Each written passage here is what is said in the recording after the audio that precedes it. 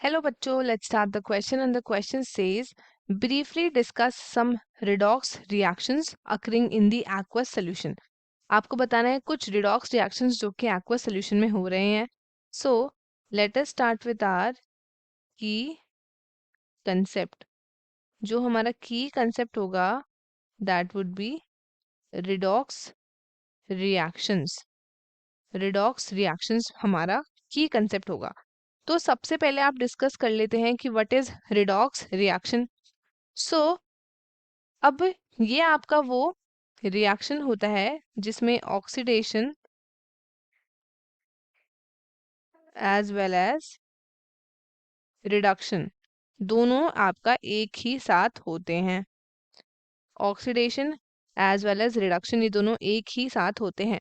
सो ये आपका chemical reactions होता है जो इन्वॉल्व करता है ट्रांसफर ऑफ इलेक्ट्रॉन्स एक केमिकल सब्सटेंस से अनदर में, या फिर दीज इलेक्ट्रॉन ट्रांसफर रिएक्शंस जो होते हैं इसको हम टर्म करते हैं as a oxidation reduction reaction, या फिर हम इसको टर्म करते हैं as a redox reactions. So ये था हमारे पास डेफिनेशन अबाउट रिडॉक्स रिएक्शन. अब हम डिस्कस करेंगे कुछ रिडॉक्स रिएक्शंस जो कि आपकी एक्वस कंडीशंस में देखने को मिलती है. हम एक्सप्लेनेशन देखते हैं. अब क्या होता है कि मेटल्स जो कि किस में होते हैं, जो होते हैं उनके एलिमेंटल स्टेट में, जो होते हैं उनके एलिमेंटल स्टेट में इनका जो ऑक्सीडेशन नंबर होता है दैट इज 0. बट जब इनका रिएक्शन होता है विद एक्वस या फिर डाइल्यूटेड एसिड्स के साथ, ये आपका लीड करते हैं formation of their salts. Salts का फॉर्मेशन देते हैं along with the evolution of hydrogen gas. Hydrogen gas भी ये आपका क्या करते हैं, इवॉल्व कराते हैं. अब इसमें क्या होता है, इन रिएक्शंस में oxidation number of the metal increase करता है 0 से टू देयर जितना वो आपका इलेक्ट्रॉन्स लूज करते हैं, रिस्पेक्टिव इलेक्ट्रॉन्स जहाँ पे लॉस्ट यहाँ पे होते हैं. सो अब हम रिएक्शन देखें तो सबसे पहला एक देख लेते हैं. Zn आपका सॉलिड है प्लस 2HCl, ये है आपका एक्वस में.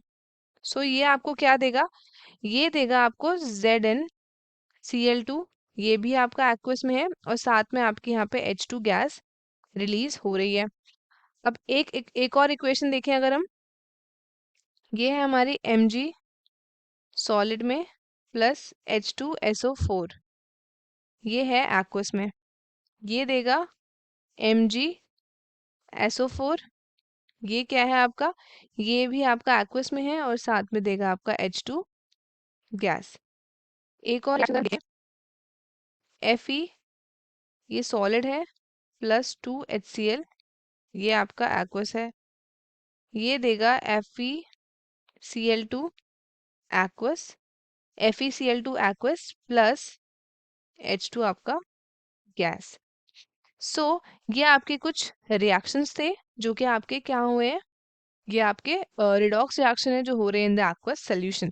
अब याद रखिएगा इन रिडॉक्स या फिर आपके साथ डिस्प्लेसमेंट रिएक्शंस ऑफ मेटल्स, जैसे कि जिंक हो गया, जिंक हो गया आपका, मैग्नीशियम हो गया, जिंक हो गया, मैग्नीशियम हो गया एंड आयरन हो गया.